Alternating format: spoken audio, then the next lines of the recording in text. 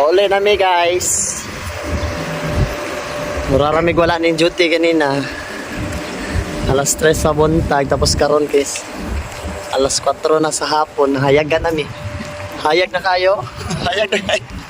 Si Bonbon ka nang luspad na. Si Bonbon nang luspad na si Bonbon. Okay pa kabon. Magramin tabon. Sayang ang OT yun ba sa oras.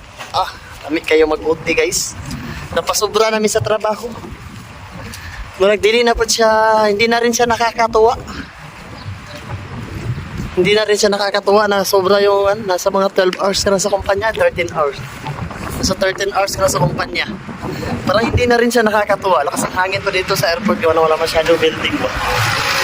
Ang ganda. Uwi na kami guys. Andun yung bisikleta namin nakapark ko sa may kagubatan. Yan, tutor namin kayo sa bike namin.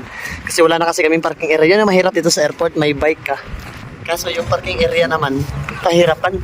Kasi gawa ng halos sa mga building dito na-accommodate na ba? Tignan mo doon, mga kasama ko doon nag-park ng bike. Ito sa amin, dito na kami sa kagubatan nakapark ng bike ko.